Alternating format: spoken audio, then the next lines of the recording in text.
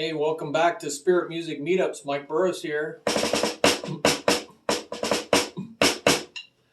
little spontaneous music. Hey, doing a video here for you. We're on a little word that I got, a revelation. I get Rhema words in different ways, and this was on September 27th, 2021. It was about a kernel of wheat buried in the ground. And let's see what this was about. I wrote this a while back. So sometimes I write things down. A lot of times I just get up and get busy in the day, and by the time I get to it, I've lost some of the details, because some of this is in dreams and some of this is in prayer. So this might have been in prayer. So Jesus says in John 12:24, I absolutely am telling you the truth. A lot of things are obscured in our English Bibles. There's like 900 English versions. Go look at the Bible info tab. And that's not a good thing. There's a lot in the Greek I try to bring out in all these blogs on the website. And this is what Jesus says.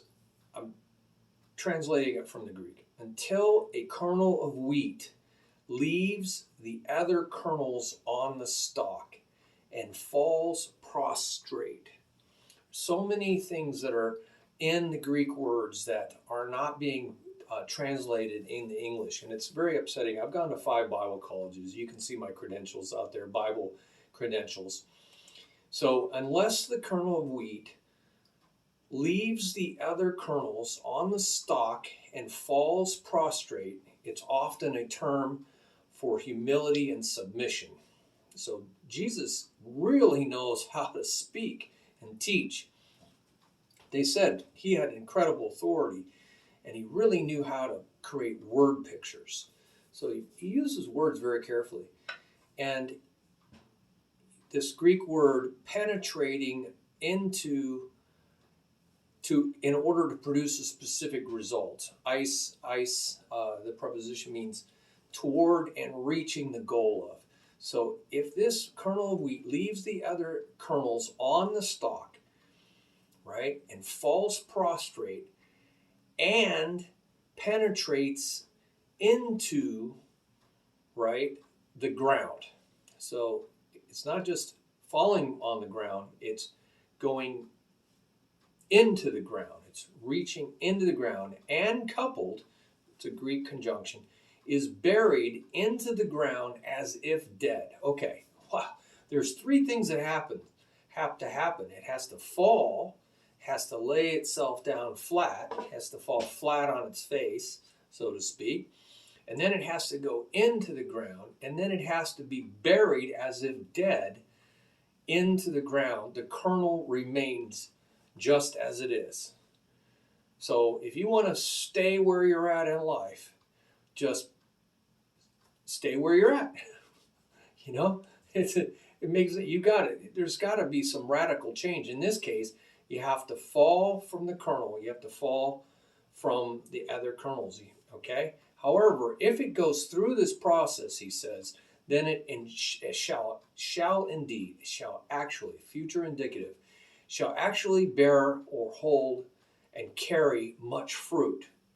Wow. He's saying there is a metamorphic thing that's it's like a butterfly, caterpillar to butterfly change, and it's going to produce much fruit. But if you don't want to produce any fruit, just stay a kernel of corn. Very safe, hanging out with your friends, up there with the other kernels.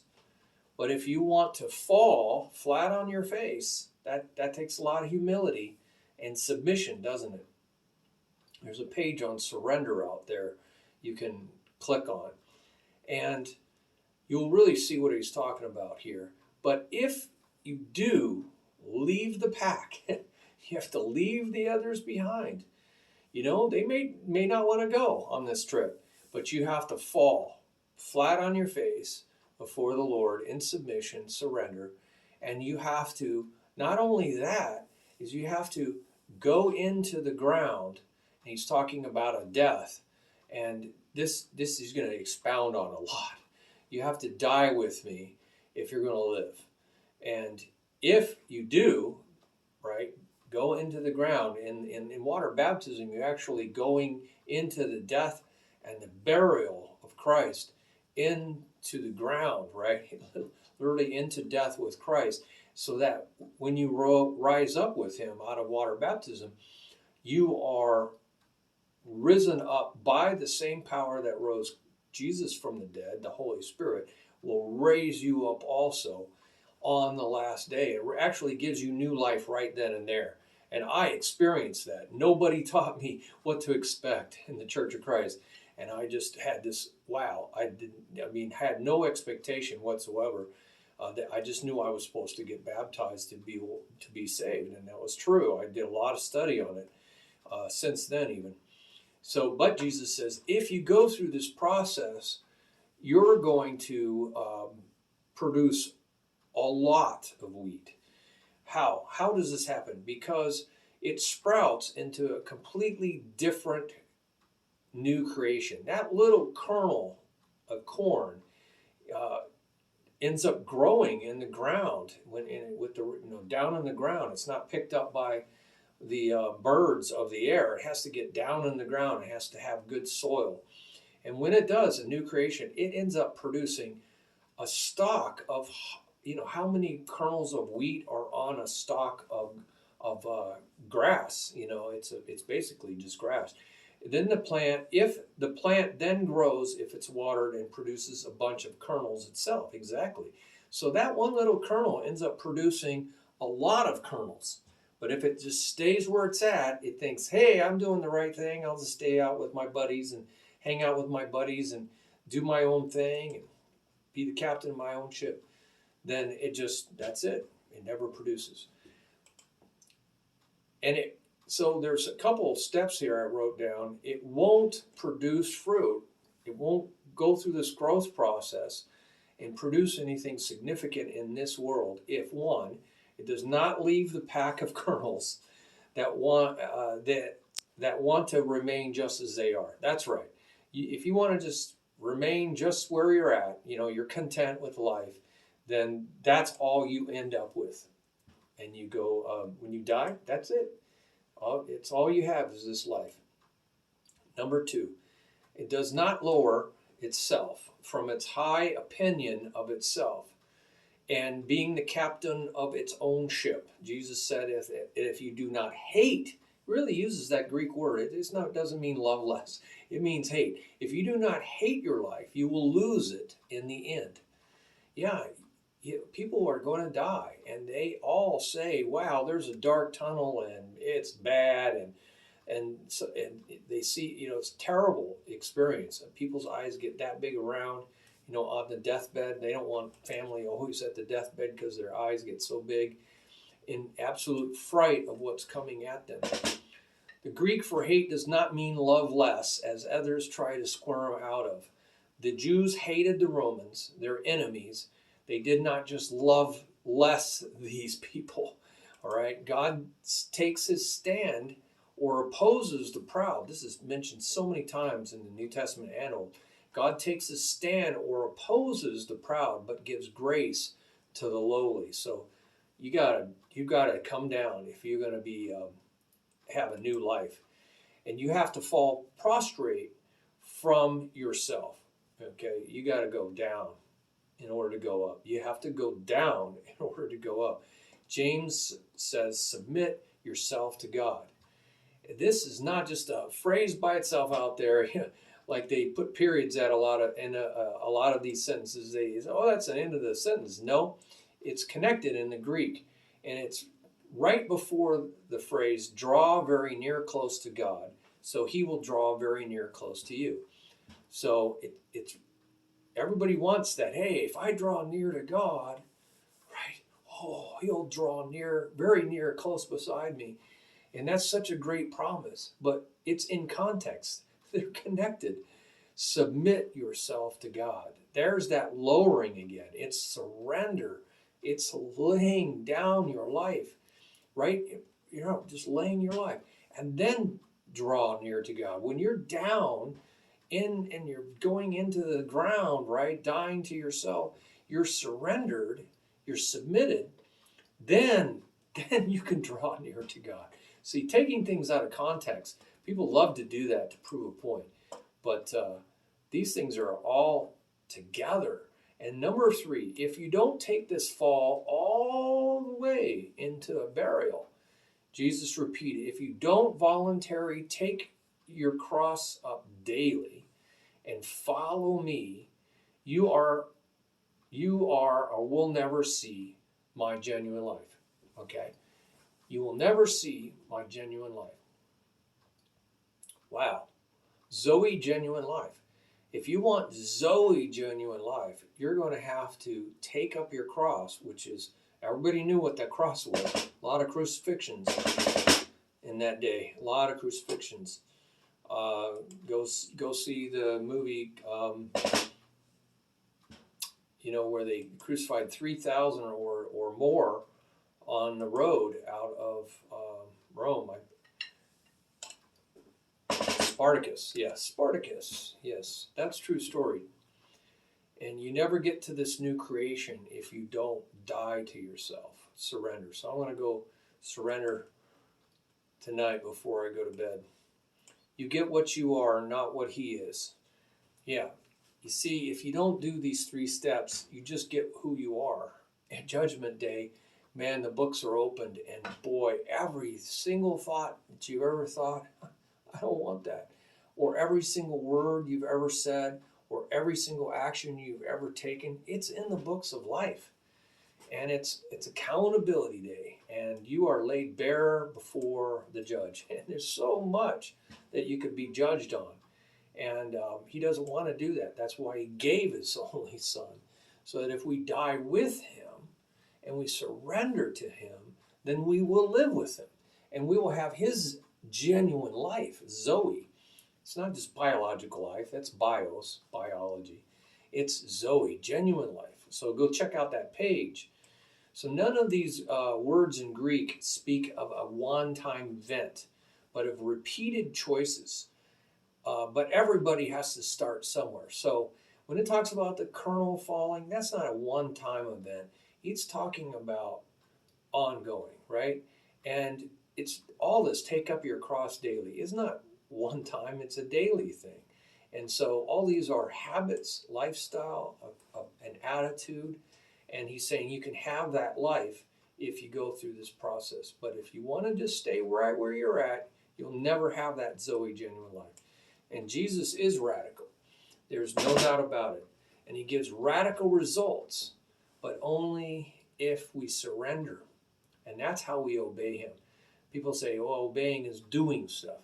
No, it's really just giving up. Obeying is the obedient steps of faith. Faith is trusting a trustworthy one, the trustworthy one. Jesus is the trustworthy one. And so we give our lives to him. We surrender. That's not a doing, right? That's not a work. That's a giving up of our works. It's what the whole Old Testament was all about, works. The New Testament is about giving up our works and trusting and putting our life and just saying, your life, my life is yours. My life is yours. My life is yours. And you got to start somewhere though, right? And I did that in 1980. Very distinct. It was a real huge decision, but God helped me. I mean, he was talking to me in the engineering library. So go figure that out. I mean, I thought somebody was talking to me, but that's a whole nother story. Otherwise, we stay right where we are, along with others up there on the stalk, doing the same thing and somehow expecting different results, right? That's the definition of insanity, isn't it? Doing the same things every day and expecting somehow different results. And then when we die, we think everything's going to be okay. I mean, that's pretty insane. Oh, I'm a good guy. I'm better than Hitler. Everybody can point to somebody and say, I'm better than that person. So then nobody goes to hell, right? But a lot of people are going to go to hell in a handbasket because they didn't accept genuine life. They said, I just want to stay on the stalk with everybody else. And this is true for the unsaved and 80% of the church. It's time for us all to get back on track. So we need to all give up. If we want to go up, we have to go down, right? We have to go flat, prostrate ourselves flat, and give up. Let go of the rope. We love this control thing, but if we don't let go of the rope and let him have control of our life, then we just end up staying on the stalk. And this was a big revelation I had looking at this.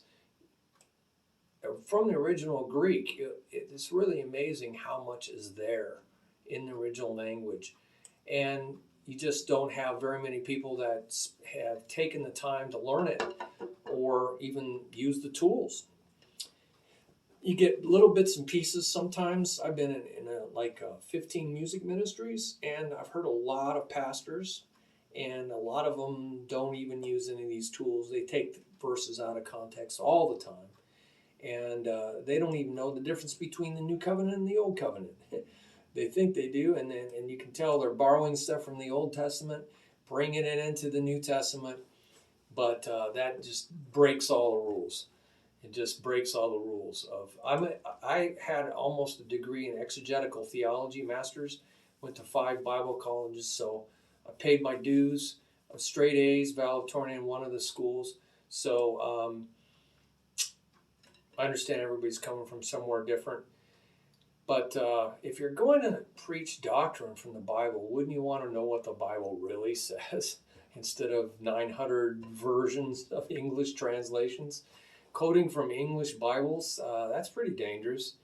You know which one you're going to believe. There's 900 and they're all different. Guarantee it. You can see they're all different. And they're not just different in little minor ways. Go look at the Bible tab. There's vast differences between all these different Bibles. And they're not on minor points either, major points of doctrine. So God bless you. I can't wait to hear from you on your comments. This is how we learn from one another and your insights on this. And you can share your blessings down there on a tab called Share Your Blessings. Check that out. And on this video, you can comment as well. But follow a link out to the page because it's a much freer environment. It's definitely an open community. There's no rules. There's some moderator rules, but it's none of this stuff that you have to deal with through the big tech companies. So feel free to use that as an option as well. Thank you. Bye-bye.